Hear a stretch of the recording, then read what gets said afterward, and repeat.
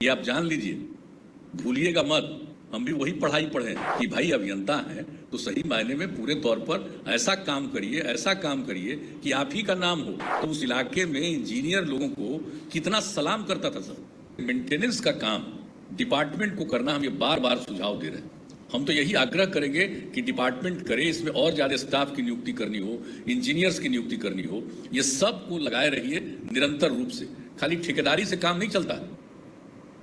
आप अगर करने लगिएगा तो आज आपको जितना खर्च हो रहा है मेंटेनेंस में, उससे कम खर्च में अगर डिपार्टमेंट खुद करेगा एक एक चीज का मेंटेनेंस, तो बहुत अच्छे ढंग से काम होगा और सही मायने में डिपार्टमेंट के इंजीनियर्स को भी काम रहेगा। आजकल काम क्या होता है, तो खाली देखभाल थोड़ा करते हैं भाई, या उसकी सहमति न देते हैं, या सैंक्शन न करते हैं। करने का काम तो ठेकेदार करता है। तो फिर अगर ये इसके देखभाल के लिए भी और मेंटेनेंस के लिए भी ठेकेदारी होगा तो वो उतना अच्छा नहीं होगा। बार बार करते हैं हम तो दोनों विभाग को, और जो पथ इसमें भवन निर्माण है उनको भी हमने कहा कि भाई ये मेंटेनेंस का काम करिए। हम प्रार्थना करेंगे, देखिए आप लोग से जरा तेजी से काम करवाइए।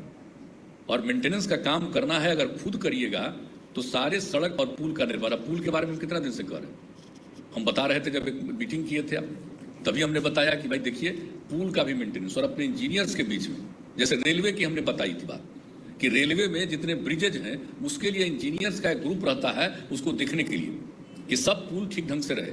तो उसी तरह से हमने सुझाव दिया था कि हम लोगों को अपने पुल को भी हर तरह से देखना, मेंटेनेंस का काम करना है। और आकर के सिर्फ एक मेरा अनुरोध है, और वो अनुरोध है मेंटेनेंस का, और किसी चीज का नहीं। बनाइए और उसका मेंटेनेंस करिए, और डिपार्टमेंट ही डिपार्टमेंटली करे। मेरी बात अगर गौर से सुन लीजिए और ध्यान दीजिएगा। शुरू में देखिए हम भी इंजीनियरिंग पढ़े, लेकिन हमारे साथ पढ़े हुए इंजीनियर तो कब के रिटायर कर गए। हम केंद्र में अटल जी ने हमको बनाया था रेलवे का काम, तो इंजीनियरिंग का सबसे बड़ा डिपार्टमेंट तो वही है ना। तो पढ़ाई से लेकर के, और हमारे जो साथी पढ़ करके मुख्य तक होते हुए अपना रिटायर किए हैं कितने लोग, तो सबसे हमारी बात होती रहती थी, समझ गए ना। तो डिपार्टमेंट में अगर इंजीनियर लोग थोड़ा उसको लगे कि हमको बहुत मेहनत करना पड़ेगा, ये सब करेगा, समझ गया कि नहीं।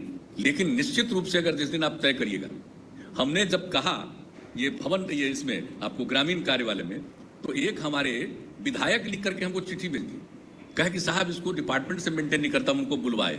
बड़ा पुराने आदमी थे। हम कि आपको क्या कहा यार, बताइए तो ना, ये कौन ही सब बोला। आप क्या जानते हैं जो ये जो मेंटेनेंस करेगा डिपार्टमेंट, वो कितना जरूरी होगा। रोज उनको काम रहेगा और वो मेंटेनेंस करते रहेंगे। और जब हम लोग इसको लोक शिकायत निवारण कानून में भी डाल दिए है, अगर मेंटेनेंस नहीं होगा तो जिम्मेवार वो रहेंगे, इसलिए जरूर मेंटेनेंस होगा। तो जिम्मेवारी भी दीजिए।